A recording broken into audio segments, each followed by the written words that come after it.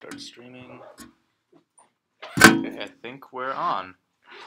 Fantastic. Happy New Year to everyone. And I will have to tell you, last night I came to the school and I went into the little book room where they keep all the textbooks. And of course, I always find some like extremely odd things in there. Last semester I found a book on language that I didn't quite agree with. But and then this semester I found some compendium of modern philosophy. I never heard of anything like that because, in my opinion, the discipline of philosophy is all but defunct, at least what I consider philosophy. So I thumbed through that book, and it has some very interesting people in it. Most of the people I'd never heard of. The book correctly decides that modern philosophy, which is really science, begins with René Descartes. Of course, you know who he was, right? And then for some strange reason, it jumps a little bit to Locke and Hume. Well, that's quite a jump, all right? But nonetheless, we're okay. Then begins the journey into outer space. The only recognizable person in there is Galen Strawson, now, very well-known contemporary philosopher. But then it goes from bad to worse, and then it touches upon Derrida, or they like to call it Derrida, and then it goes from there to Foucault, and then there's a whole bunch of other people that I've never heard of. Now, in my opinion, well, let's see if you know any of the great philosophical minds that have contributed significantly to the modern interpretation of the world, or worldview. That's what philosophy really is. And science. Who would they be? Modern philosophy is essentially backed up by scientific inquiry. That's the notion of philosophy in the 20th century. It's bound to be. Not the Ouija board or alchemy, right? Or whatever else. Who would you think some of the great philosophical minds of the 20th century would be? Let's start with the first couple of decades of the 20th century. They can be European, they can maybe not be American. Was Berkeley important? And was he 20th century or is he more late 19th century? He's in there with the Locke, the Hume, Cudsworth, all of those people. A significant person, though. But he's grouped with the British empiricists. No one knows? No one knows anyone of philosophical import in the 20th century? Darwin. Gosh. What? Darwin. Actually, you might consider him a philosopher. He was a scientist, but maybe together with Wallace, a very significant person. That's 19th century, though. Okay. Oh, yeah. The person with whom Simone de Beauvoir had a relationship, I don't remember his name, but... Well, Simone is a significant writer, but I don't know whether I would actually call that philosophy. Okay. I would actually call that, social psycho, analysis or whatever. Okay. You can call that's what that is, in my opinion, what philosophy degenerated into. Now, I'm not saying that Simone was not a significant person. She definitely was. Well, not her, but it wasn't... No, her writing. Okay. Anything less than that is like second tier. Well, but that's not philosophy in the sense that I'm talking about. You don't know, you can't pull any name out of the hat. Not one.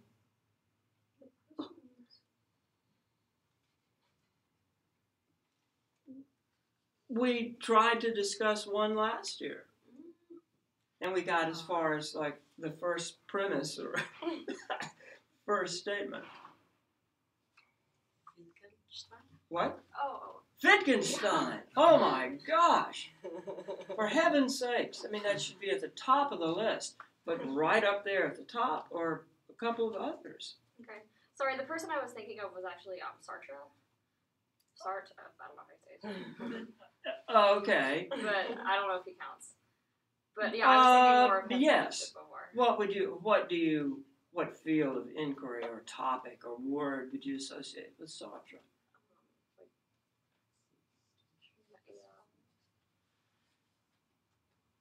Bertrand Russell.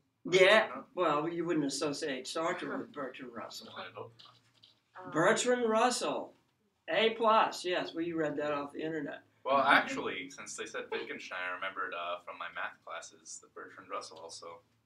Yes, well, Wittgenstein was invited to Cambridge under the auspices of Bertrand Russell. That was his mentor. Who else, now that we're on that track? If you were in mathematics, you should understand, you should know this. Bertrand Russell and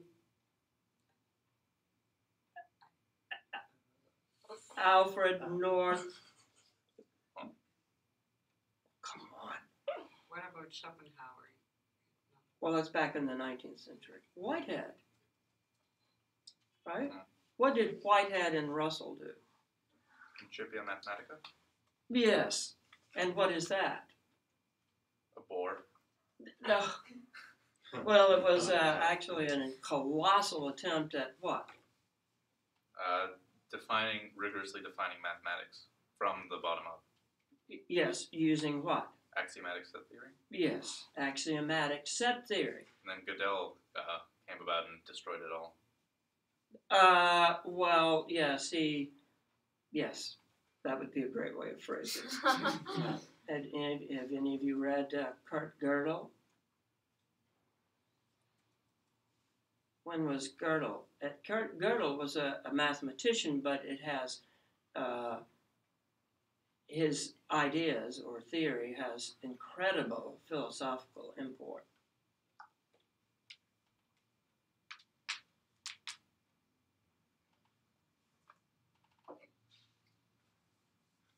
What is Gödel primarily recognized for? Completeness theorem. Yeah, the theorem of incompleteness, right? Actually, 3.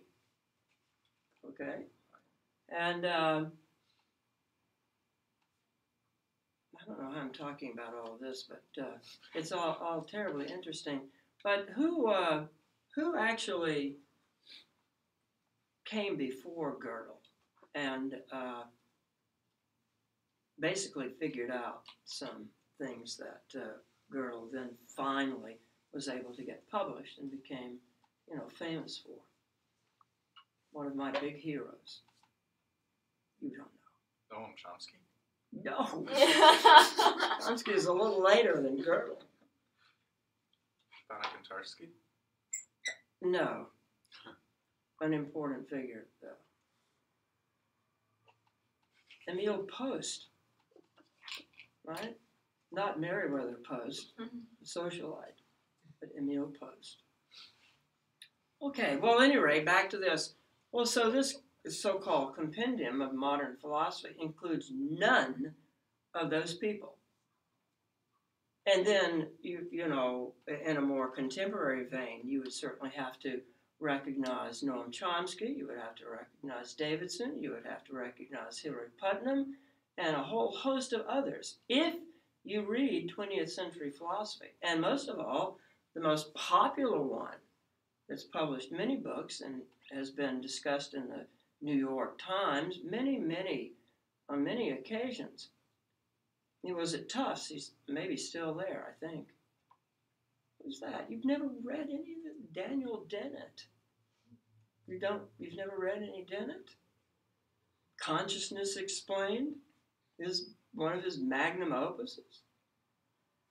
Right? He is and there's so many others that you can talk about in addition to Dennett that take the Cartesian idea and turn it basically upside down and reinterpret it in an effort to figure out what exactly is the brain doing.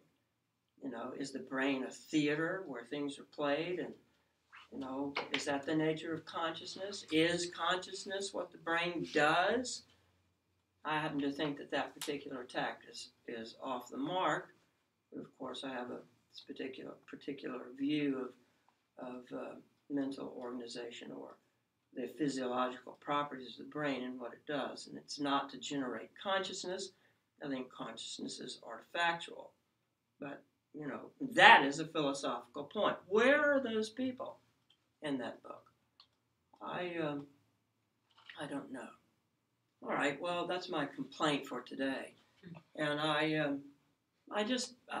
do believe that there is a great value in the classical content of education.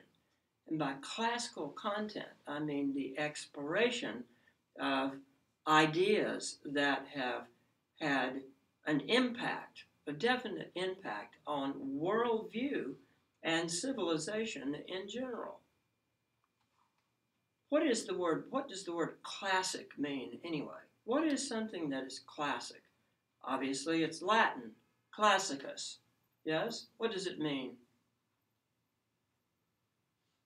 Something old that's popular today because it stood the test of time, in one sense. I did not hear that. Some, as in you didn't want to hear that, or I need to say it again? No, please say it again because I didn't hear it clearly. Something old that's still popular today because it stood the test of time. Well, that's an interesting idea, but is that what the word classicus means? Brahms was very interested in the word classicus. One of the first to realize the past, you know, is inescapable. Do any of you know the Brahms study of? Now you're gonna laugh at this. The study of parallel octaves and fifths. Oh gosh. It's an enormous study that has music examples that go all the way back to the Renaissance. And he discovered some very interesting things. You should read it for yourself. It appears in a wonderful translation, I believe, in the second volume of the Music Forum, which is a multi-volume series, basically with the Schenkerian point of view. But that's a very revealing essay, long essay. So from that you can kind of extrapolate what the term classicus means. Are you talking about the Latin? Yes. What it means? I don't. This is from like Latin dictionary online, but I have that it means belonging to the highest citizen class, or like a high level in society. Thanks for playing. No. Okay. Okay. That is the Latin dictionary says that? Yeah, well, it probably comes from the word for like classes. Well, obviously, I think it has something to do with that. Yeah. But it's the class of what? Classics. It means of the first order. That's basically what that means. Well, I think we add a little bit to it, you might get it. That's what it means, of the first order. It's not quite exactly, the meaning it doesn't exactly mean original, Yeah. but it's close to that. Well, what does of the first order mean? What I just said? Or It means when the idea or the whatever it was put together. It refers to the history of ideas, Oh, okay, I see. right? Yeah. Okay. Okay. Interesting. And a classical education is one that explores the continuity that is involved, and maybe sometimes discontinuity, in original ideas or classical ideas. Is that why classical education is based on like 3 stages with like 3 like very distinct ideas that form the basis for like all the different areas of study? It could be, and what are those 3 areas? Well, like grammar, logic, rhetoric, and then I forget what the Wow, Yeah. you know, Yeah. somehow, maybe it's because you're an organist, you seem to pull out the right stops, or push the right buttons. What were the things that you just said? Grammar, logic, and rhetoric. The trivia. Yeah, the trivia. What is that? Did you say it? Will said the trivium. Who said that? Will. Well, that's correct. What kind of idea is that? Trivial one. No, Has to do with 3. the trivium and the quadrivium. Those ideas came about during what period of time? Ancient Greek. Yeah. What? Ancient Roman. Probably It's a three. Latin word. Look up trivium. Right. I don't know why I'm standing during this part of the talk. I have. I haven't even entries gotten for to what a I wanted band, to say to you yet. A Facebook page. Trivia. Oh, they're a band. Darn it. Trivium. Okay, lower division of the 7 liberal arts. Okay. Uh, Trivium and. Latin word where 3 roads meet. Yeah. Oh, it says it was explained in Plato's dialogues, so it did come from ancient Greece. But it becomes significant when the discussion of the trivium and the quadrivium became a very important idea in what period? Remember that the Greek civilization did not really collapse. It was absorbed syncretically into the Roman culture. And it was actually the culture of the Mediterranean world.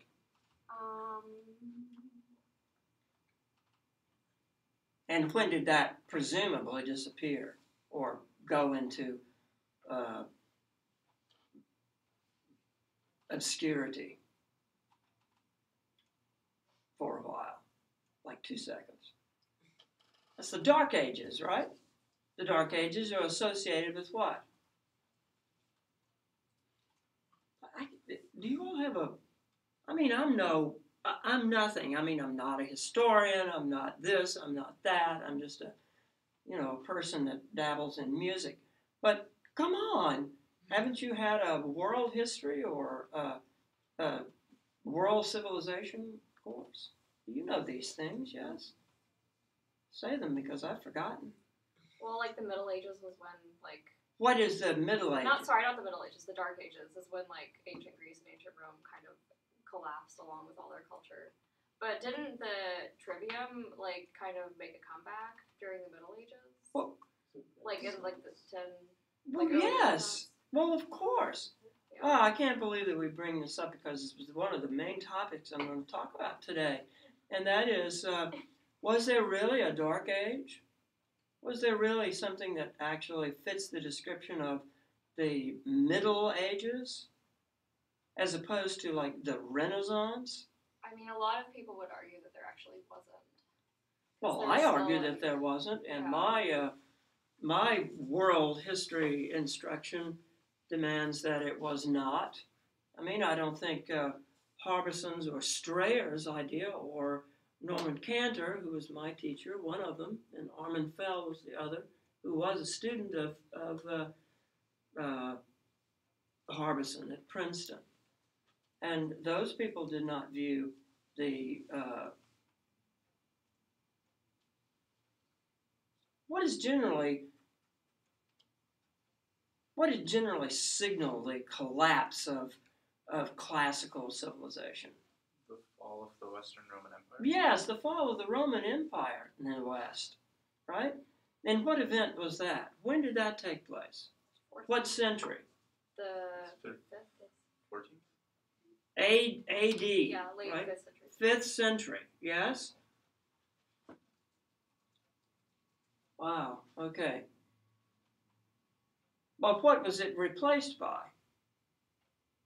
And we're talking about the 400s, yes? All right. What was well underway? What Mediterranean event was well underway? That was the world, actually. The Byzantine Empire? Yes. Well, and what else? Roman Empire. What else? the Roman Empire collapses. The Holy Roman Empire, but that's actually 9th century. Yep. The Franks, or do they? Merovingians, the Carolingians. I have to sit down on this one. Our Okay. names are also weird. All right, the classical civilizations were replaced by what?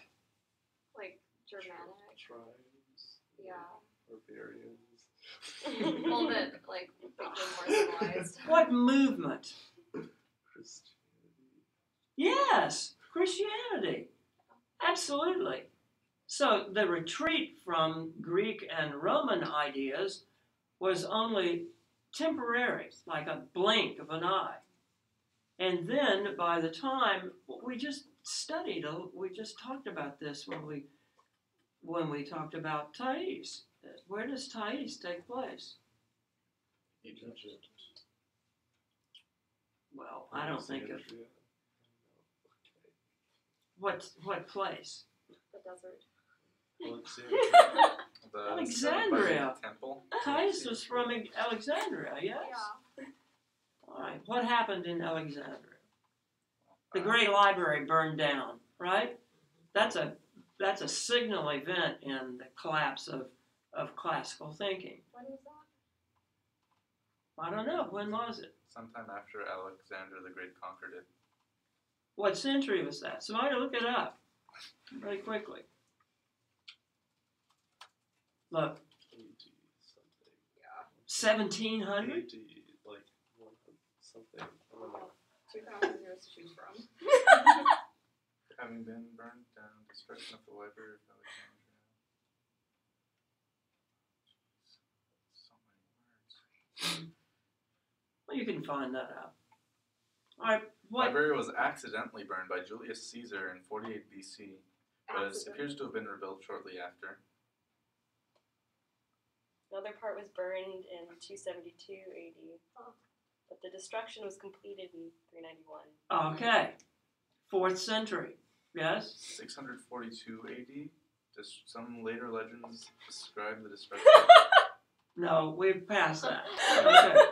All right. So the classical learning was retreated into what institution? I'm trying to move this ahead a little bit. Monastery. Yes, monasteries and the cathedral schools. Yes, monasteries and cathedral schools. The cathedral schools, there were two that were extremely important. Well, actually, we'll talk about one today. You see the 3 names up there at the top? What's the first one? Caruian. I've never seen that word before. Never? Me neither. Corrine, right? Cologne? No. That sounds like what kind of a word? Arabic. Oh. And what is the date next to it? 859, if you can read my scribbling, right? That's 9th century. What significant event happened in the West in the 9th century? Holy Roman Empire. Charlemagne. The crowning of Charlemagne as Holy Roman Emperor in the year 800 on, presumably, I don't know how much this is legend, folklore, whatever, Christmas Day, yes? Okay. That is taken to be the beginning of the Renaissance, called the Carolingian Renaissance, yes? Mainly all of that took place in monasteries, and it actually concerned the codification and refinement of liturgical text and the order of the religious ceremonies. 800 AD, but it was far broader than that. Okay, now that date up there is 859, right? That is the first university, the very first. And it's interesting that it is what would it be? If that's an Arabic word, what would it be? Muslim or Islamic, right? Now that brings us to another topic. See, I'm trying to be. Never mind. Okay, when was the beginning of Islam or the Muslim world? What century? Mid-7th. Mid-7th century. Yes. Okay. And like Christianity, that was an incredible philosophical and classical revolution. Now, what is the first university in the West? Hello. University of Bologna, right? And that is what year? 1088. Wow. Wait a minute. Some other figure like that, not exactly the last two numbers, is an important date.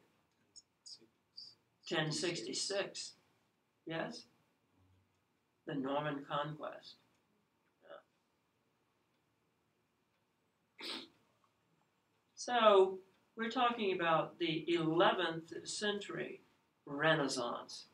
You know, if you've got all these Renaissances, it appears that, you know, intelligence remakes itself over and over again. The understanding of these things adds up to the understanding or the background or platform for a classical education. These ideas keep surfacing over and over and over again. The great ideas. The quest for what is man?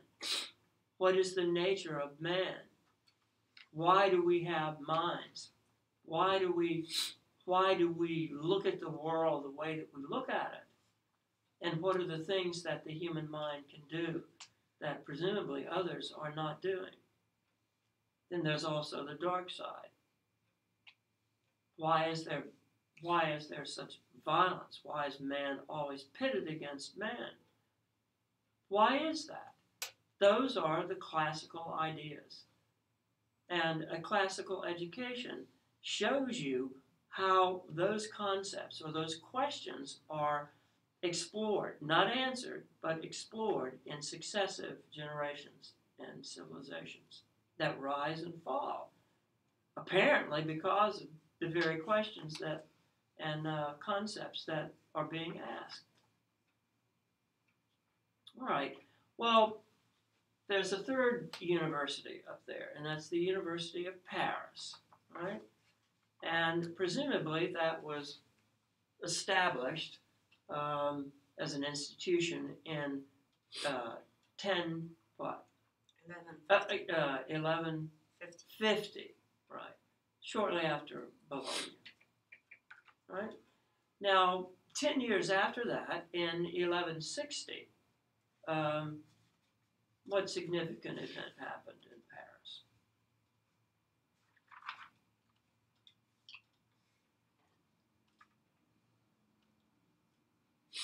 This relates directly to the development or the development of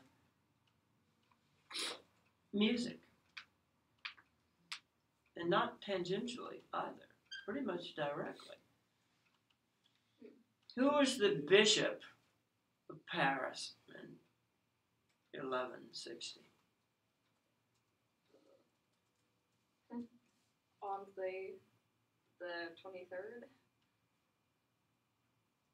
Not the Pope. Maurice de Sully. Yes, Sully, Okay. right? He was appointed bishop or elected bishop. And what was his first thing that he did? He tore down the old Saint Etienne or Saint Stephen's Cathedral, presumably a huge building in Normanesque or non-Gothic architecture. Right? I think those terms Norman or and Gothic are like very broad terms. But anyway, he tore the cathedral down It was a huge building, apparently, and decided that it needed replacing. He just wanted to build something other, bigger and more grand. And in, I believe it is 63. 1163, the cornerstone for the new Notre Dame Cathedral was laid. And actually, Sully was alive basically until the major part of the cathedral had been finished. It went up at an extraordinarily fast rate in less than 100 years. About that. By 1240, the entire building was essentially finished. Have you ever been to Notre Dame in Paris? It's a tiny little building, right? One of the smallest I've ever seen. An incredible room building. Apparently, the other Merovingian cathedral that was there was no small building either. Gigantic building. At any rate, the Cathedral of Notre Dame was a significant place for the development of so-called Western music. And in my opinion, it is the first flowering of the potential that the human mind possesses for the musical instinct, if you want to call it that, or the faculty of music. Now, my main interests have focused on, in the last 10 years or so, on what is that faculty of music? What is it that generates or provides a common thread for all natural musics in societies across the world? Well, first of all, that obviously implies an assumption. It implies an assumption that human beings have this kind of common instinct or innate ability to generate music. But that does not mean that all the world's music, they sound alike. And so it leads us to consider, perhaps, that the expression of music or the explication of music in the world by different civilizations is independent from or secondary to the mental instinct for the generation of music. And in that sense, if you follow my line of reasoning, it is very much related to the Chomskyan idea that music is a generative process that in some way depends on some innate mental structure, aspects of innate structure. In other words, you acquire language. You don't learn it, you acquire it. Are we okay? All right. Well, it is in the Notre Dame school that you have the first genuine focusing of the potential of this ability. The first kind of development of the natural potential for this musical instinct. And it is actually something that you see in all world music. At least 70% of all of the world's music is polyphonic. Now, I extend that to the conception of melodic design as being, by its nature, polyphonic.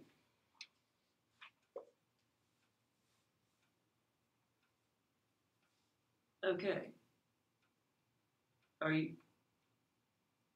Have we got this connected so that we can play something? Yes.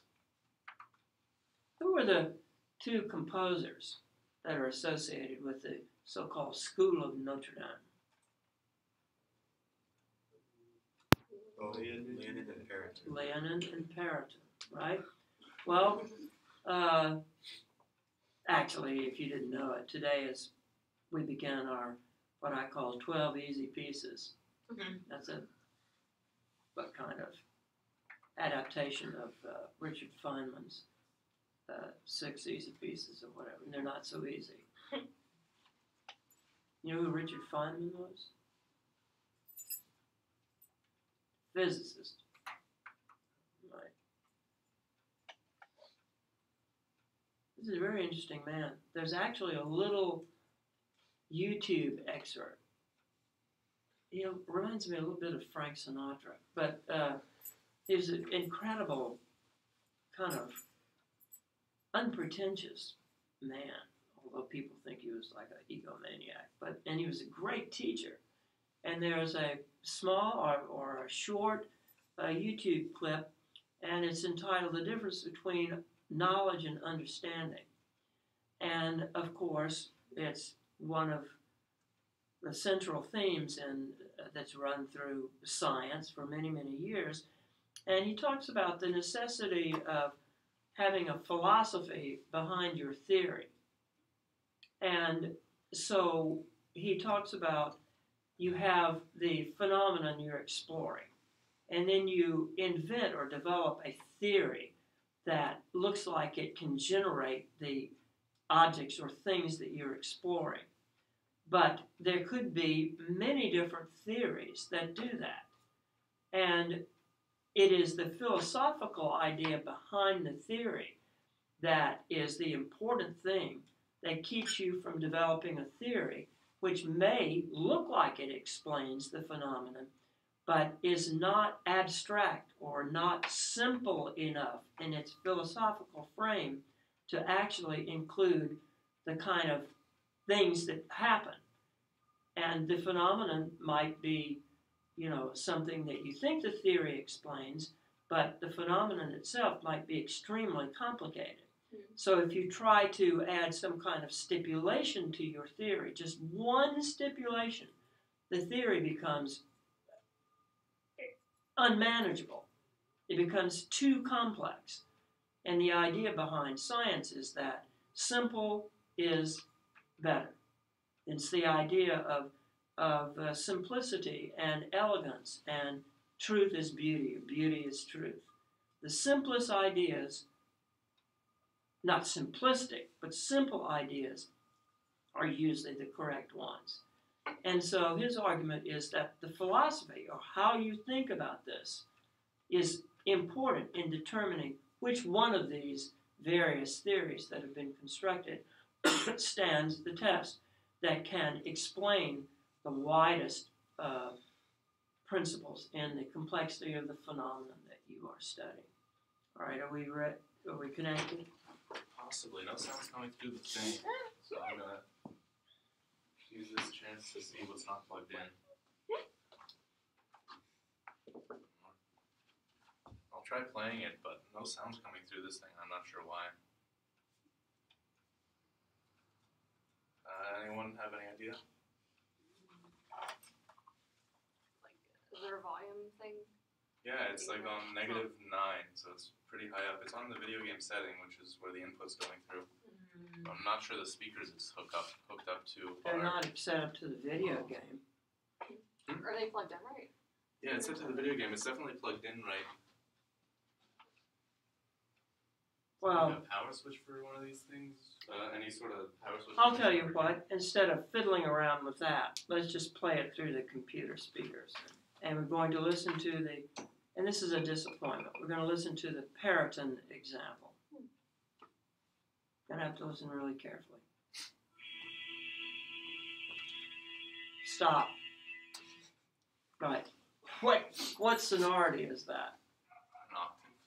Anybody know? What? Octave at fifth. Yeah, and just for orientation, is there a pitch that we could assign to it?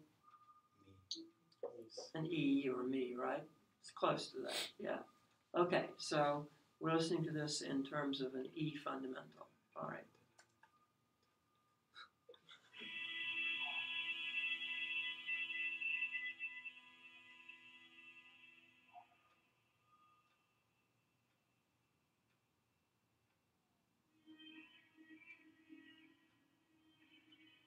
Wait a minute.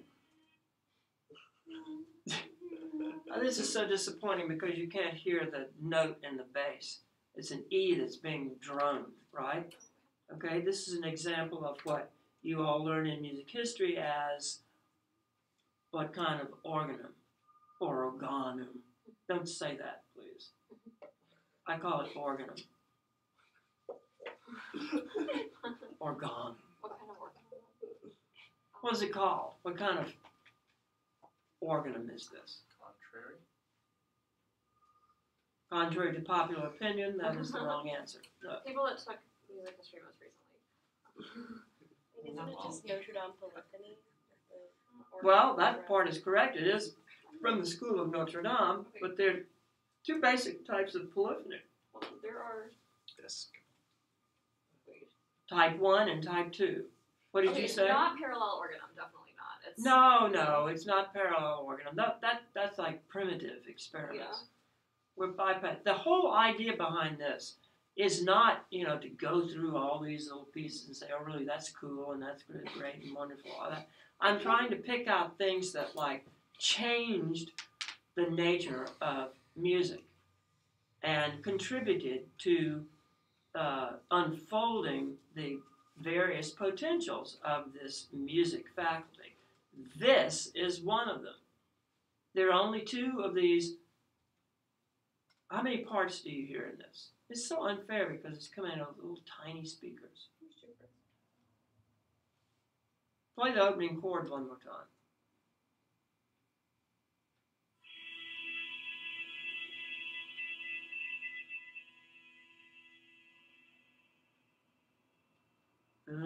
Don't you hear that? Yeah. All right. How many parts do you think you hear? 3.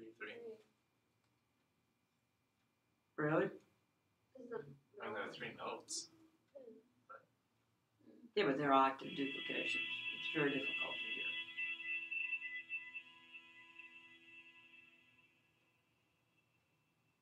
Four.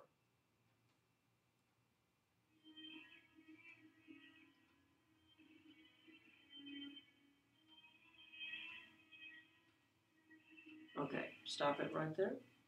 Now, this to me is like one of the great masterpieces of music of all time. And it's one of the two 4-part organa of Periton. This is the Viderunt Omnes. It's from a Christmas gradual. And so you have the sustained note in the bass, which is E. Presumably that was played by the organ, but I'd hate to hear what that sounded like. And so in this recording, it's sung. But of course, unless you're from a different planet, no one has that kind of oxygen capacity.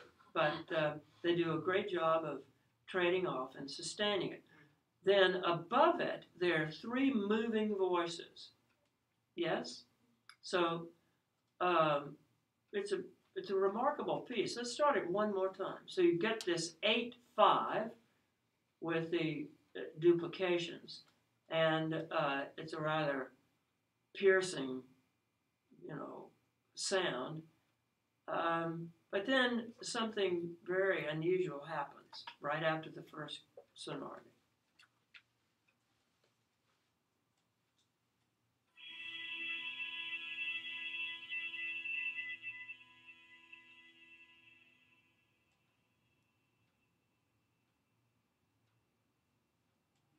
Stop. What is the first note that you hear? You can't hear the other notes, and that's a very big disappointment. D sharp, Ray sharp. C sharp, do sharp, Ray sharp, and me. That's pretty close, right? Now, do you consider that as consonant or dissonant? Yeah. It's not the 8/5 that establishes the fundamental. It immediately proceeds to some kind of dissonant combination, right? Okay, let's listen further. Now, but do you, even with that dissonant collision right there at the very beginning, do you get the impression that it's like atonal, and I use that in a very broad sense, that is not inside of a tonal center or a fundamental center? Listen to it.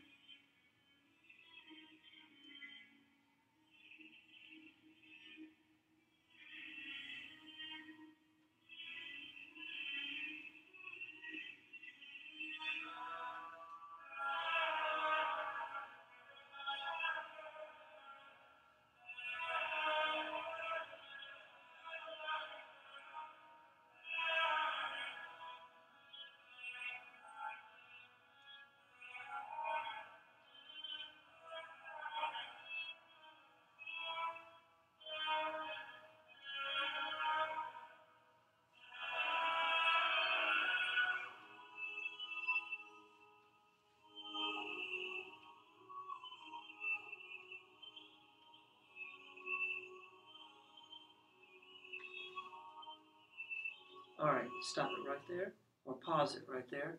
What has happened? You understand that the syllables have changed. They're intoning or prolonging viderunt, right? Okay? Where are we now? Is it still on the same fundamental E? What just happened? Up to the G sharp. Yes, it's up a third, right? Okay, the whole thing shifted up a third. Right. Does it sound like it modulated? Well, is the like E still being held underneath? Or No, not? Okay. no. So it's like But you hear that cadence out to the G sharp, right? Play it one more time.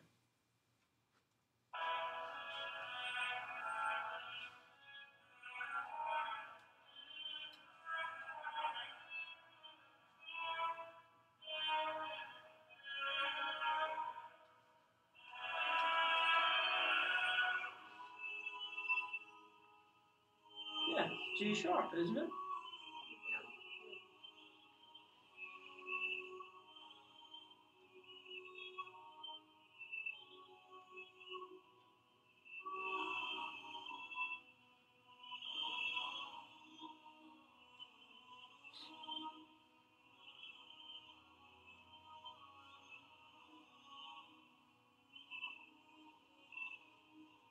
All right, so now what has happened in the low voice, the sustained voice? sustaining of C, I think. Or yeah, C.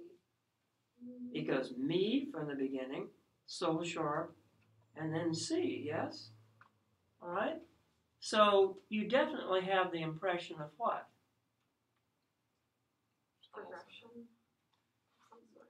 On a large scale, you have the impression of what? E major. An E triad, right? Some kind of triad. All right, now, if you were to listen to the chant melody by itself, you would hear that being outlined. I don't think that that's a random thing. I don't think that those notes were just put down just simply because they thought they were pretty or, depicted the word, which they do, and they did, and they, yeah. But I think there's a reason why those chants are constructed the way that they are. Now look, I've spent many an hour going through the Liber Usualis and trying to see if those chant tunes actually do reflect what I think is the basis of the musical instinct.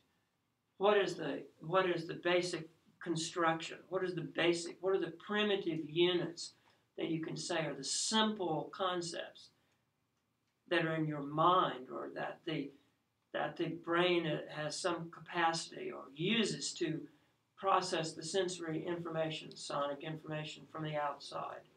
Well, it turns out to be that it is the third, not the fifth, it's the third. And this is so conspicuous in chant melodies. It's particularly conspicuous in Sarum chant. And that is outlining triads and thirds. Now, the Sarum repertoire comes from where? England, right? And it's not a surprise that the music history books say, oh, the dawning awareness of triadic harmony comes from England. Well, if you listen carefully, unless I'm completely off base, the only thing you hear in the upper three voices, are triads, yes? Triads in polyphonic motion. Name some of the sonorities that you hear. Go back just a little bit.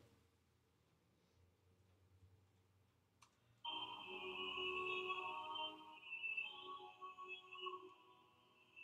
major.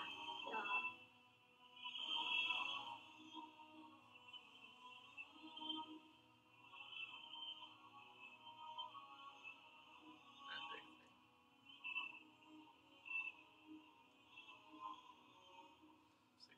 See, that's just random, right? No, turn it up, right? Now, this is I'm not going to say this again, I'll say it for the last time. This is a disappointment that we're not able to hear it through the magnificent sound system here. Next week, when we get this worked out, I'm going to play an example of pygmy polyphony or sub-Saharan polyphony. We played it, I think I played an example last year of it. These are the sounds that occur in that music. They have nothing to do with the School of Notre Dame. It's all improvised, tribal polyphony. You hear the same thing. What would be the figure bass, give me the kind of configurations that you hear? 5, 3, 6, 3, 6. You have 5, 3, 6, 3, and occasionally 6 4s, right? I mean, there's a reason for that. There has to be a reason for that. In all of the things that could possibly happen, there's a reason for that. Well, in this particular example, the very first sonority after that electrifyingly in tune, or whatever you want to call it, 8/5, the very first sound after that is dissonant. Yep.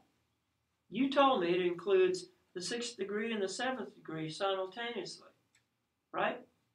But they all move immediately back to some consonant axis.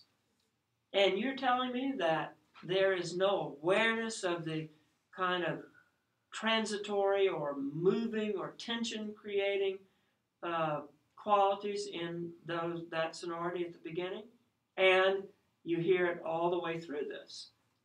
Even though that there is a drone in this, the interest is in the upper 3 voices, and it's like learning to ride a bicycle with training wheels, right? Although I had my dad take my training wheels off after the first day, and I immediately ran into a brick wall and had to have surgery on my chin. Ow. That somehow matches the principal's office thing, right? Yeah. Okay. Well, at any rate, I just think most discussions of this are cuckoo. They're just like, I don't know what they're trying to do.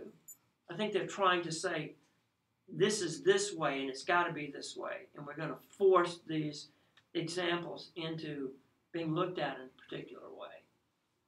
I don't think you can do that. I think principles of musical organization have existed from the very beginning. And you hear it quite adequately in this. So did the okay, first of all, was this notated? Yes. Okay, it wasn't just orally passed down. And second, to the people who, But wait a minute, that I have to qualify that. yeah. This bears actually the unmistakable stamp of improvisation, Yeah. because none of the African polyphony is written down. Okay. But by practice, and even in that tribal music, there's special people that are selected out to perform music. In all cultures, there are trained people that do this. And so they have practice in doing it, and it becomes, like second nature. Mhm. Well, it is not second nature, it's primary nature, right? Through the auditory system. So these were essentially preserved because they really thought it sounded so great. Mhm. It's a way of notating things, or a way of preserving things, or remembering things. Yeah. It's interesting that there are only 2 examples of this that are preserved. And perhaps the other things that were actually going on at this time gives you a reason why there are only these 2 examples that are preserved. The activity in the upper 3 voices generate triads.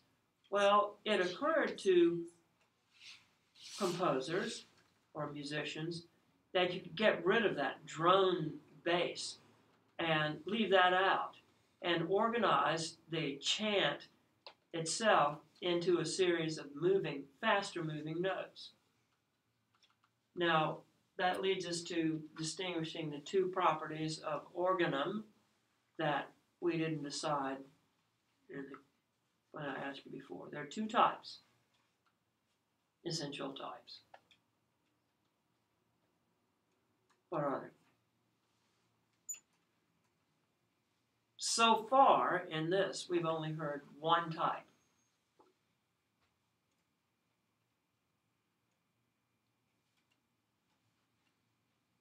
Melismatic organum, or organum purum. Some people say, oh, no, that only refers to two-voice organum. But by extension, I call it, melismatic organum. And the other is Syllabic. descantus, or discant, right? The discant organa are where all the voices are moving in measured rhythms. Now, how do you know? Do you think that the use of melismatic and discant were like randomly chosen? Probably not. No. No. A chant is composed of note against note setting of the text and melismatic extensions of a single syllable. Yes?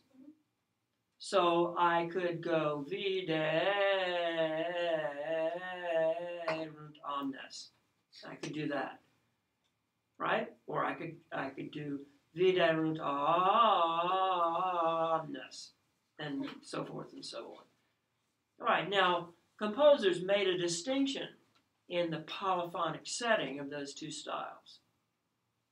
Now, where do you think the melismatic organum, where the notes are drawn out and this very florid prolongation of the single tone occurs? Which style of chant setting would be most appropriate to the melismatic chant? Melismatic polyphony. When the text of the original chant was choice A, syllabic, choice B, melismatic. If you were to set a section of chant that was prolonging one syllable melismatically, right? How long would it take you to get through that melisma? Forever, right? So the decision was made generally that sections of the chant that were syllabic were set melismatically, and sections of the chant that were melismatic were set discant. It's a way of controlling the length, but it did far more than that. It is in the discant sections, or the clausula, that it became apparent that you could have greater control and variety in the vertical sounds. The training wheel was the sustained notes. The discant clausula were the experiments on hearing some kind of sustained note, yet providing variety, polyphonic variety in all of the voices.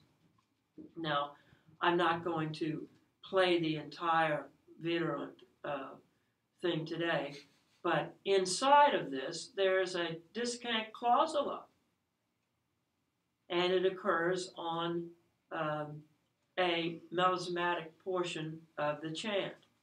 And it's a startling, very interesting segment. But the rest of it is, set in the melismatic style, where the chant is syllabic. You're not confused, are you? What is descant? What? What exactly is descant? Discant means that the voices are moving together against one another. They're moving simultaneously, all voices. Oh, I see. Not sustained note, or where the upper three voices are moving while the lower note is sustained. That is melismatic organum. You have these long polyphonic melismas above a sustained tone. But in discant organum, everything is moving in measured rhythm. What is the measured rhythm? 3/4, 4/4? 6/8 in this one. Could be. What's rhythm in this kind of music? That's another topic. Groups of 3. What? Groups of 3. Yes, basically groups of 3. Why groups of 3?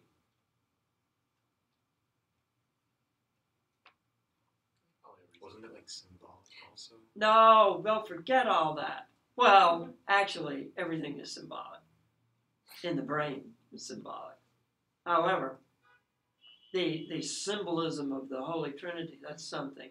But that's not really the reason, because it's an Augustinian idea, Greek idea, that he borrowed from the Greeks.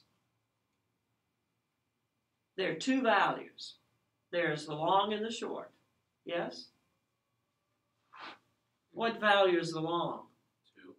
Twice the value of the short. Okay? So to construct a single foot of a meter, a poetic meter, you have to have a combination of a long and a short. Short, long, I think it's trochaic. Long, short is iambic, and so forth. Then short, short, long, long, short, short, short, short, short, long, long. Those are all the poetic meters, right? But now, in order to get either a trochee or an iamb, right, you have to have a long and a short. So the long is twice the value of the short.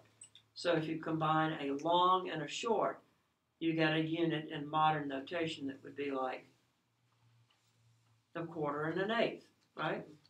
Okay.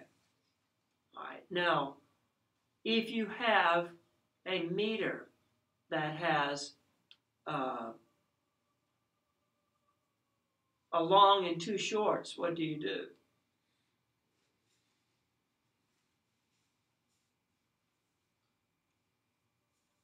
Long and 2 shorts. No, that has to add up to units of 3.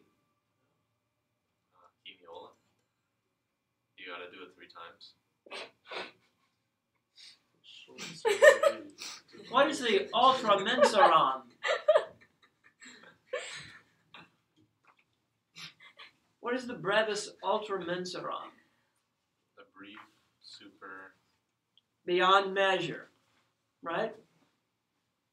There is no problem in combining a single note value that's equal to a foot. Yes, you'd have a dotted quarter note or so, whatever. Yeah.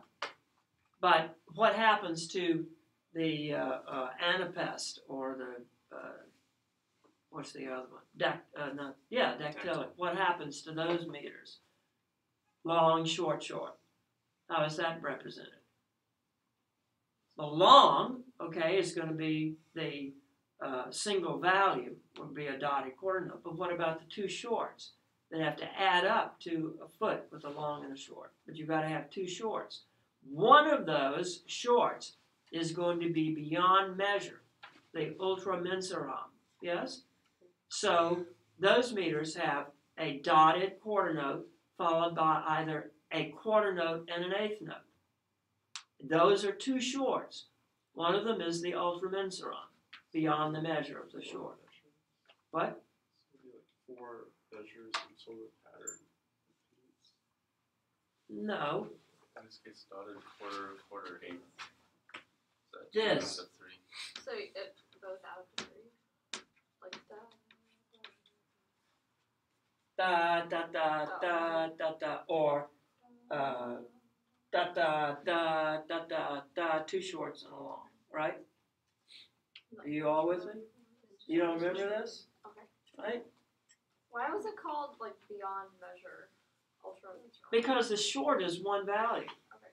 And if you're going to call this a short note, that's beyond the value of the short. It's twice the short. Yeah? Why don't Now, you also that describe that imposed amazing problems. Shortly after this piece, Unintended. this is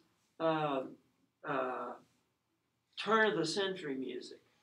Periton was active in the late 12th, going into the 13th century. there have been various conjectures as to who was Peritonitis. No, Peritinus. I call him Peritonitis. Who was Periton? And apparently, most people think that it was some person that was in charge of the aspects of the liturgy, and his name was Peter or Periton, and he lived at the end of the 12th century, going into like the 1240s, something like that. So that fits in with what was actually happening to conceptions of music during this time. This is a piece that leads into the revolutionary music of the 13th century. And what were those forms? First, the conductus, which was a liturgical piece that was in the style of a descant, where all the voices are moving. And then directly out of that came a different kind of trope that was modeled on concepts of the conductus, and that was called the motet. The word motet is from the French word what? Word? Word. Means word. And that is when the musicians got the great idea of having a different text for every part. You had simultaneous text being sung. So that is the polytextual motet. Why is that considered to be a kind of trope? What is a trope? It was replacing like Give me the definition of trope.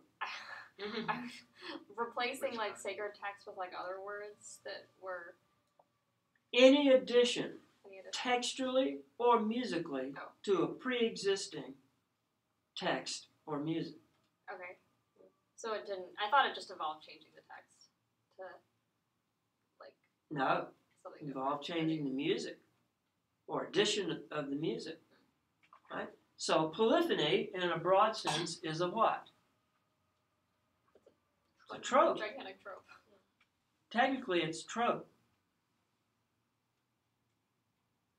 Okay, now that I've put you all asleep, look, I don't understand how it is possible that you aren't just set on fire by all of this. I mean, it's the birthplace of musical capacity. It's evident in all world music, but in Western music, the capacity for the generation of musicalistic structures is carried to an unbelievable height. It still doesn't explore all the possibilities, but it explores a great many of the natural capacities of the human brain, of the human mind. This has nothing to do with the meaning of creativity. That's another thing in that that compendium, supposedly, of philosophy. It talks about creativity. I'd like to read somebody's remarks that have any kind of insights as to the origin of creativity in anybody's mind, whether it's my dog Maji's, who's very creative, or, a human being's mind. I mean, we're very, very, very, very, very far from any kind of understanding like that, because no one really knows what the neurons are doing. We can have some ideas. That's why it's important that the theories concerning mental organization are simple and can accommodate the greatest or broadest range of phenomena. That is why the connectionist model is not feasible.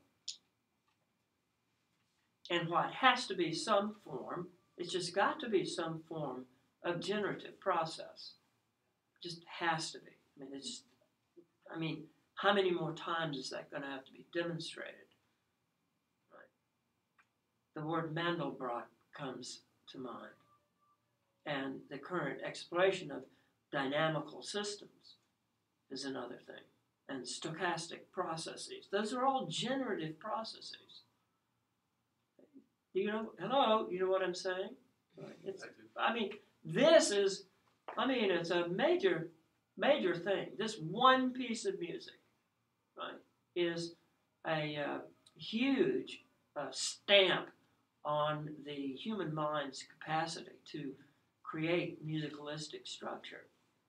And it's a pivotal point in the development, not evolution, the development of music, the musical capacity. Okay, so into that part. Now, let's break the musical ideas, and I want to talk a little bit about Hermann Hesse and one of the books that we're going to read this semester.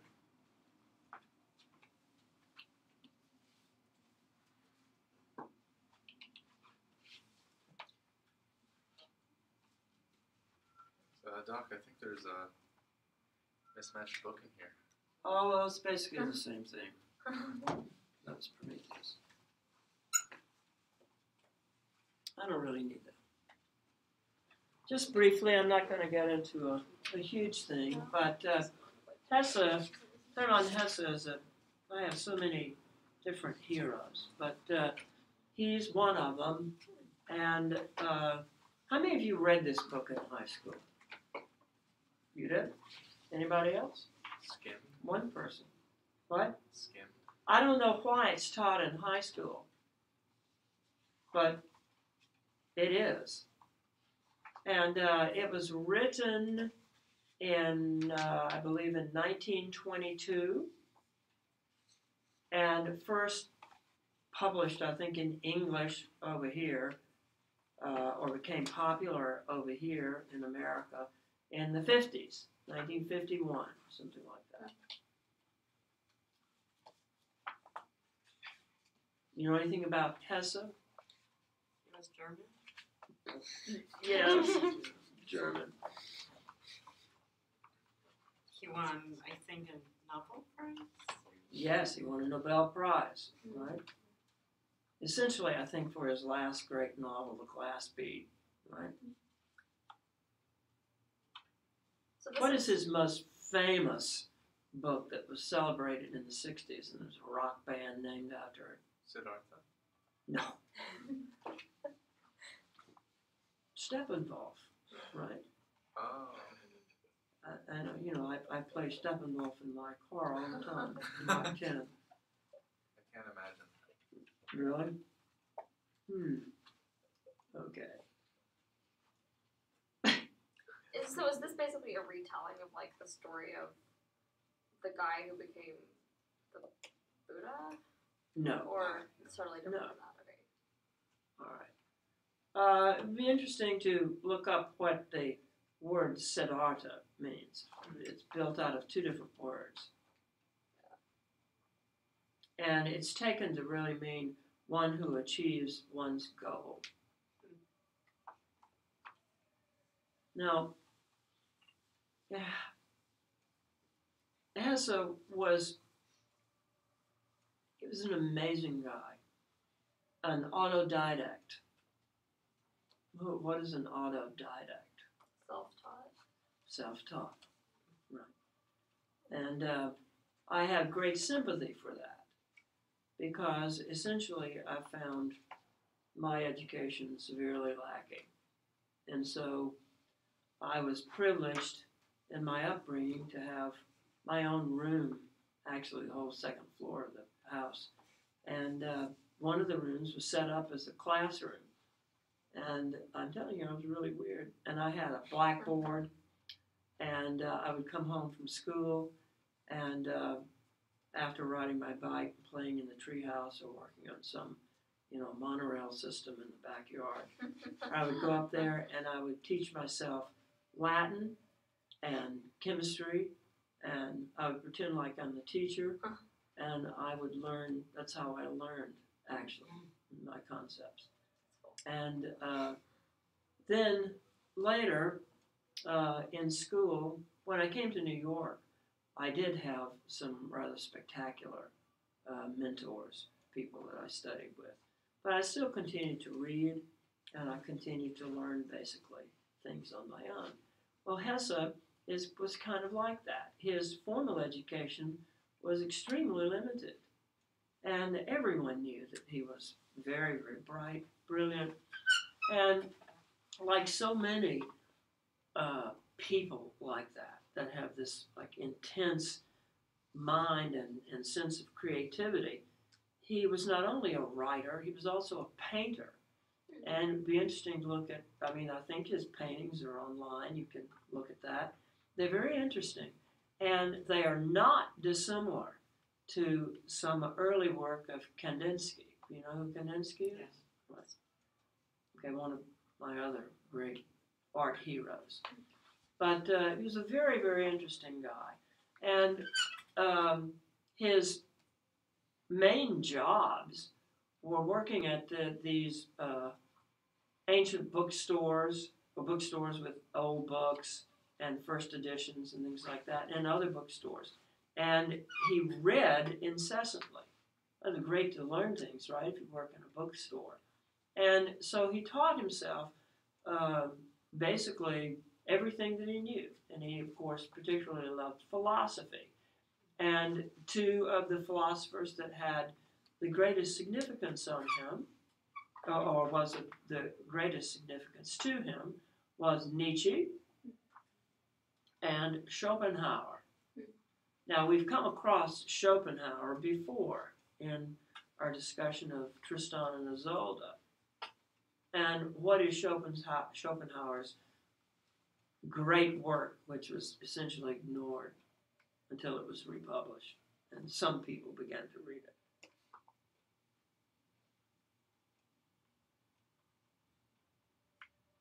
The world as Will and representation. Yes, the world is will and representation.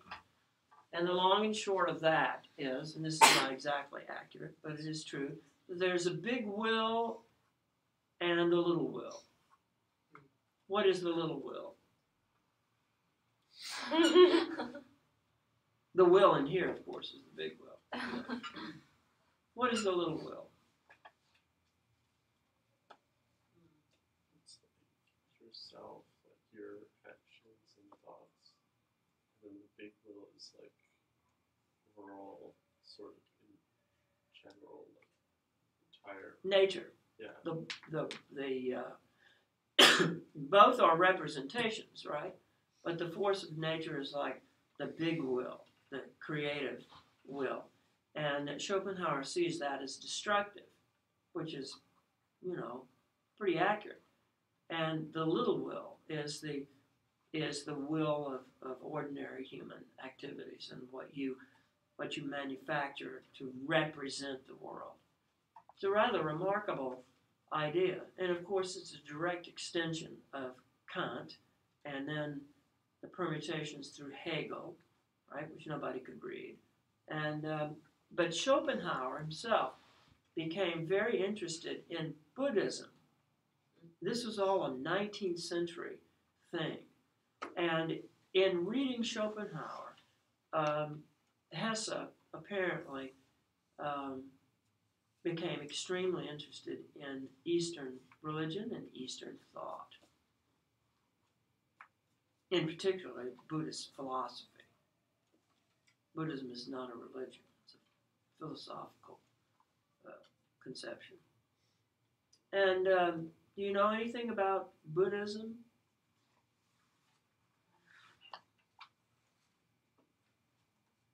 I've said this 100 times. Did the Buddha come into the world to give enlightenment? No. No, he came into the world to Seek it. no. To end suffering. Right? That was the Buddha's idea. He did not come into the world to give enlightenment. He came into the world to end suffering. Now that has a very significant and philosophical meaning. However, part of all of Hesse's reaction to Buddhist philosophy leads to his expression of searching for a goal, realizing your goal, and that's what Siddhartha means. And his idea was that in order to really, really find out the nature of existence and who you are and what you are, you must reject authority, and you must reject any system that tells you what you have to do to be enlightened or to discover who you are. And the reason he says that is because he comes to the correct notion that your own experience is your own experience, that you generate your own experience and it is not someone else's. And that in order to understand who you are, you must come to terms with your own experience. That does not mean that the basis of the experience is not a commonality in human existence, but it means that the collection of ideas and things that motivate your worldview are individualistic. That's a very Nietzschean idea. And I actually think that it's a correct idea. Now, that has a kind of two-faced or Janus look to it. One is turned in one direction, the other one is turned in the other. But essentially, the head of Janus is the same thing, right? They both, the different or divergent views come from the same source. So there's a human mind, but the distinctive feature of the human mind is that it is internal and intentional, right? It generates, and the concepts that it generates is internal to the individual mind. And it generates these intentional stances that interpret the world. Yet the process by which it does that is common to all human beings. And so that there's a common thread that runs through all human thought and human worldviews. Consequently, there is great benefit in having a classical education. Many of you see my post on Facebook about, there's a quote from Wilhelm von Humboldt, and then there's a kind of, I know everyone hates this, they say I'm lecturing on Facebook, but there are two words that I show the Italian, the Latin cognates, and that is the word diversity and the other word, which is related to it, university. You didn't see that? I deleted the Facebook app off my phone. 'Cause I You had no took it storage. off? I didn't delete my Facebook, but I don't check it anymore. So, Well, I'm constantly checking. I used to be constantly checking. What is the Latin root divertere? Turn into directions. To go in opposite directions, right? Or opposing force. What does the univertere mean? What does that mean? To converge in the same, right? So the word university means to come together. Everything is put together, right? The word diverticulitis, diversity means to separate. I prefer the university, right? At any rate, the story is simply told, Siddhartha. I would like for you to start reading it. Please read it carefully. It's not, not reading quantum physics, right? And it's a very, very interesting story. There is a film version of this that's outstanding, really terrific. Kind of difficult to watch, but it's outstanding. And I think you might even be able to find it on one of the platforms, digital platforms. Okay. All right, so much for that. Hesse had a very long and up and down career. He was married 3 times, and very difficult relationships. One of his wife became a schizophrenic and went just absolutely wild. And the other 2 women, I think, he was just very, like a lot of creative people, difficult to deal with. So, I don't know, he had a lot of life events that were disturbing and left scars or whatever, indelible things imprint on his life. He was prone to depression. Well, who wouldn't be?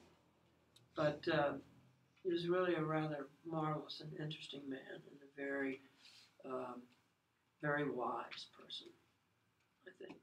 And it's very simply expressed in this little story of Siddhartha, who finds what life is. And he finds that life is more like a university, right? That you can't separate individual events out, but you must understand what the events are in your life that contribute to the impression of life as a whole. And it's a really, really amazing and touching story. And Siddhartha goes through many, many aspects of worldly life. And it's fantastic. So please read it, and we'll discuss it. I don't know what kind of effect it will have on your life, but you restart reading it, and you'll see, oh, that's what he talks about all the time. And it is. Okay. And now, something that Hesse does not talk about, and that is this. What is that? Tell me exactly what it says right now. Somebody out loud immediately. Considering the significant Yes, but you sat up there and tried to figure it out. terms, yeah. Considering the significant terms of the agreement, we find many unacceptable conditions. Is that what you just took a picture of that? Right? Yeah, I can't see the board. Right. Did you just now figure that out, or did you just look at it? How long did it take you to figure that out? Longer than usual. That's your point, right? Right. Right. So the point is that we speak just like that. Yeah? If we were to represent speech, it would really be exactly like that, would it not? Now, you know from my talking that I go on and on and on, right? That I say sentences that run on forever, and I incorporate a whole bunch of ideas that may or may not be related, but I continue to talk without end, right? Yes?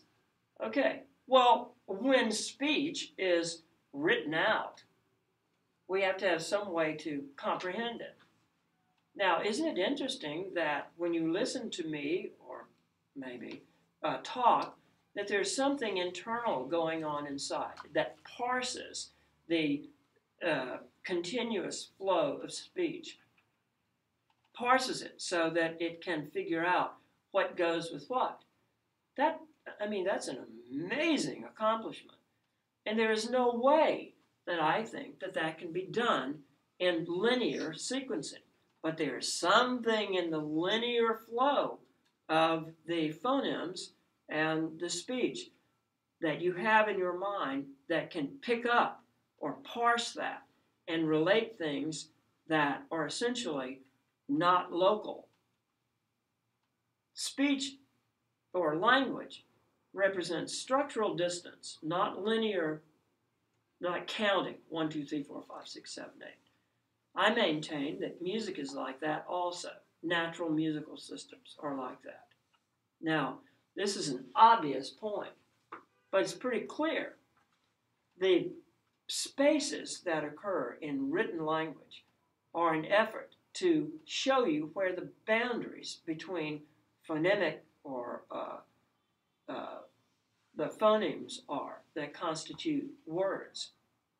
Yeah? And it makes it much easier to grasp. Now, if words are separated by spaces in writing,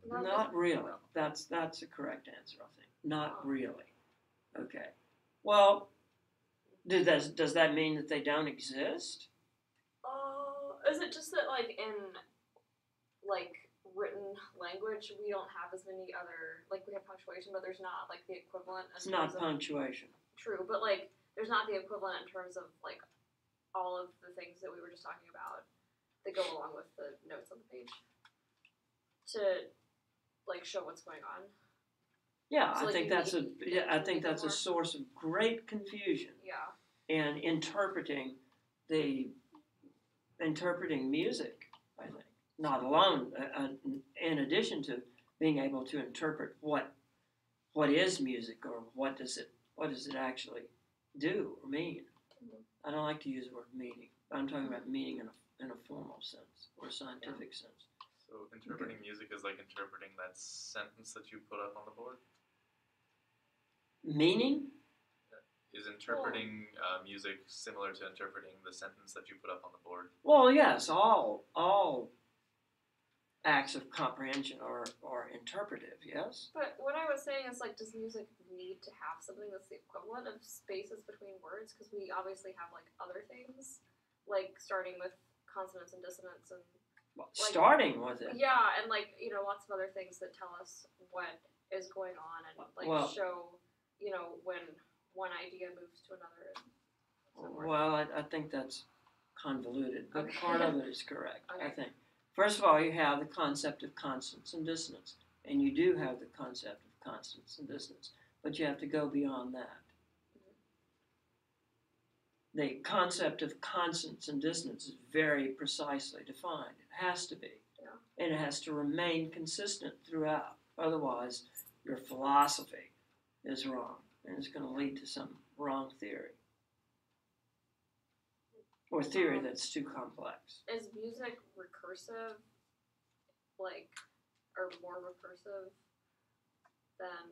How could it be more recursive? Well, because That's written recursive. language, is sentences and paragraphs, and sure, there's some grammatical things that are recursive, like clause, Well, but it's not like the way that music can be have 3 notes embedded over the entire course of a 40-minute long piece. What I'm saying is does that have anything to do with?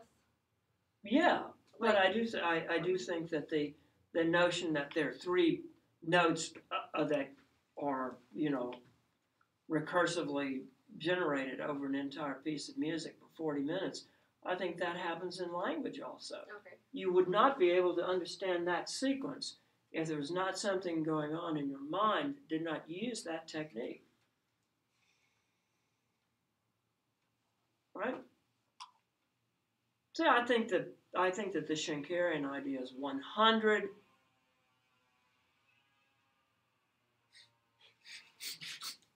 minus 0.1% correct. I think it is absolutely correct in terms of natural musical systems, not intellectual systems. But that's we get trapped in a maze with all of that. But I think music is, how could it not be otherwise? How could it be otherwise? You only have one brain, right?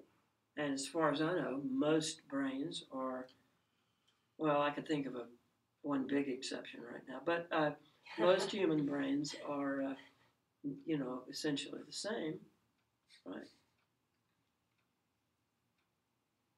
So it's got to be doing some kind of process that's related to thought or aspects of thought. So it generates structures that are can be recursively enumerated. That was Emile Post's big idea. Systems that are recursively enumerable. Well, how does it do that?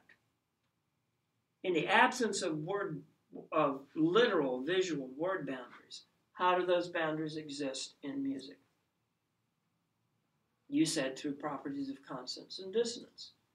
Yes, but then units are structured according to properties of consonance and dissonance, and the recursive or the transformation of dissonance into consonance which allows you to generate larger and larger and larger units. Right. Okay?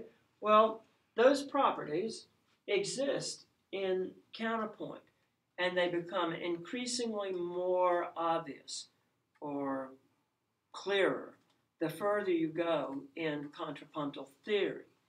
This is an example of an improvised, what do you call it? I don't even know what it is.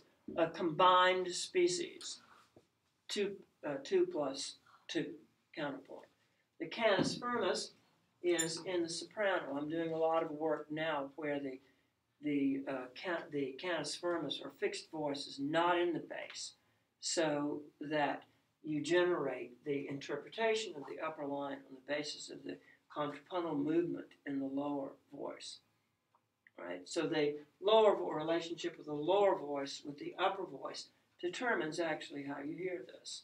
And I'm trying to see if Schinker's idea that counterpoint is strictly, it doesn't have the properties of recursion and boundary units and that kind of organization in it. I think it does. It has to have it from the very beginning.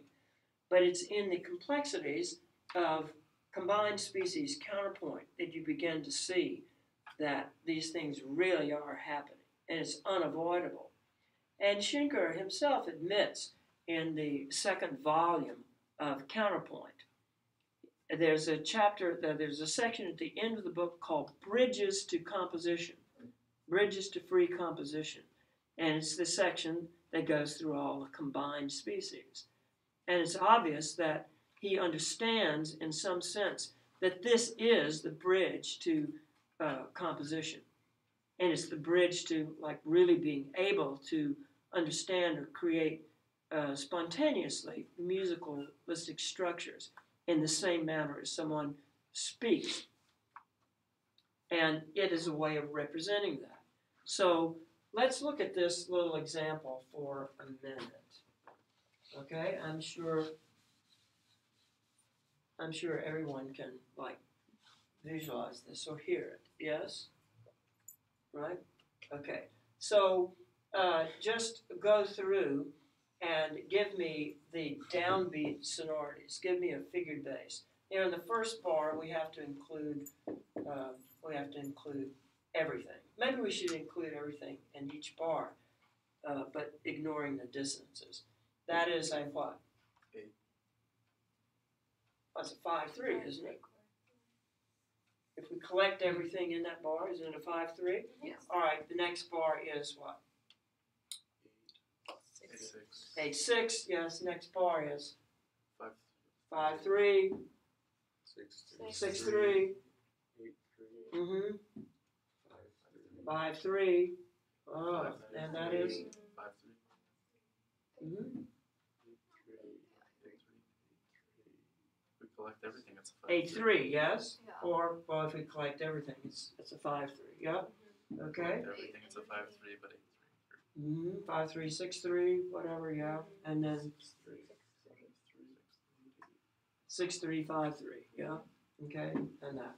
All right. Now, let's go through and look at the individual voices in terms of dissonance. Okay. In the second bar, just the individual voice. The E is what? Passing, right? Well, what is this? What is that tone? Subdivide, right? Skip that. Skip passing tone. That's a passing tone. What is this? Skip passing tone. Yeah, skip passing tone. Yeah, turned upside down. Yeah. This is. Skip passing tone. Mm-hmm. This is Delay. delay. EMV. Okay. That is what? Skip passing tone. Change the register. If it's a change of register, it is a delay. Yes. Octave leaps are delays. Okay. Here.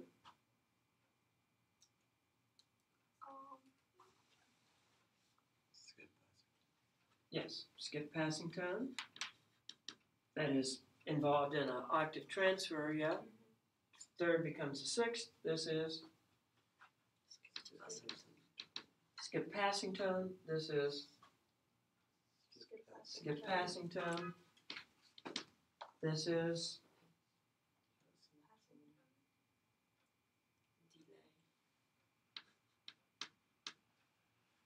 yep.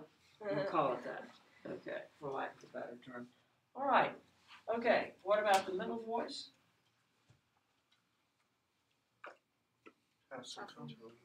Passing tone. Delay. Passing. Skip. SPT. SPT.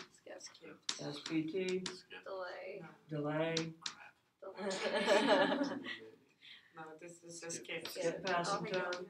Right. But that is a passing tone, yes? Yeah? Yeah. Okay. All right. Every single one of these notes has a contrapuntal function which supports my philosophy and theory that in the abstract formation of second species, every single second note or half note or bridge in the frames, right, has to be either a passing tone or something that substitutes or is derived from the passing technique. So you have three possibilities, either a passing tone, a skip passing tone, or a delay, right? That combined with the notion of octave displacement, or actually the fundamental content of how music is put together, natural music is put together, okay? And if your second species, or any species, doesn't fulfill these requirements, you're not writing counterpoint. You're just writing something. They must have that kind of function. And you have to do it enough so that you learn to control this. Right? Now, I do not sit here and write down all the numbers that these bars could be. Some people teach counterpoint like that. Right? If you want to do it that way, fine. But it isn't. I don't think that means anything. You have to hear this. You have to learn to hear it naturally. And so this, I did not improvise this at the piano. I did this in my mind, right? And I looked at it, and I heard it, and I wrote it down. I made a couple of mistakes. I fixed it, right? One of the things that I did fix was in this bar. And I realized that what I had originally put might not have been the best thing. It wasn't incorrect, but it was not melodically the best thing. Okay. All right. Do you all have this down, written down? Take a picture. All right. Well, we got to some things today, and we didn't get to the Neruda poem. Please bring your Neruda book next time, and we're going to be looking at the poem is generally known as Noches Extensa, or Expansive Night, and it's on page 46 and 47. It begins with a small animal. I'll tell you what, I might read it to you, and then we'll talk about very quickly about the schedule. A small animal, pig, bird, or dog, defenseless, bristled with feathers or fur. I heard it all night, fever, howling. It was a vast night, and in Ilsa Negra, the sea, all of its thunder, its floating hardware, its tons of salt, its glass broken against the immobile rock, the sea shuddered. The silence was clear and fierce after every bolt or shower. My sleep was stitched by the spinning of the interrupted night, and then the small, shaggy being, small bear or sick child, suffered asphyxia or fever, little bonfire of sadness, a cry against the immense night of the ocean, against the black tower of silence, wounded animal, so small, barely whispering, beneath the emptiness of night, alone. That's quite a poem, I think. One of my favorites. It's And awesome. that's amazing. Okay, all right. Schedule. Yes. What altercations have to be made? Does anybody need a different time than they had last? Okay. Yes. Well, let's go through. Yeah, who needs a different time? On Monday, it's Carlos at 2, Michael at 3, and Eloise at 4. I think that can stay. Okay. Tuesday, 10 was Brian, 11 is Anya, 1 is Omnivorous, and 2 is Oliver Twist. You can't speak for them. Okay. Wednesday is seminar, then Chen, who's out today, Will, and Wui. Say your name again for me. Wui. Yeah. Is that better? Wui. Okay.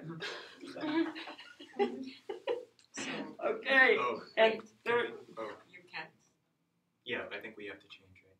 Yeah. We're Yeah, both- I need to change mine too. Can anybody do 9 a.m. on Thursday? Uh, Does anybody want to do 9 a.m. on Thursday? Because I can switch. I with, would, but I have 9:30 Okay. piano, so I can't. Can anybody else 9:30? do that time? I Because thought I it could was- potentially I have a switch. lesson. What time do you need? Well, I could do most times on Tuesday and some of the Wednesday afternoon ones. On my Wednesdays? Mine is Tuesday at 1. Okay. Do you need to switch or? I need to switch, but I have a class at 10 on Thursday. Okay. Do you want to switch with me? What are you? Can you do Tuesday. I can do either. I have class until 12. Can I switch with you, Anya? But do you want? Yeah. Wait, you're at I mean, 12? I don't. Do you have something? Yeah, Wait, I can help when somebody are else out, but I don't you- really. Yeah. I don't You're want at to keep 3? this here. It's like, No, it's fine. I have When- a class until Could you 1. do 2 on Wednesdays? But it's Or is fine. a Wednesday Okay. for Yeah, us? okay, Okay, sure. okay. the Can I line will be do- perfect. It's a First class spot I would love to at 3 on be Wednesdays? there. Yeah. Hey, is that okay? Yeah, but Have it your way. Okay. Okay. I So can we do can do Wednesday afternoon. Okay, Tuesday at Okay. 1. This Yeah. is tricky because we don't have a lot of people here. It might be better to do some kind of spreadsheet. Doodle Yeah. of some sort. Maybe a Yeah. Google Doc and like I'll send out an email or like that you 3 need to switch and if anybody else and then Well, the thing is, I don't care what you do.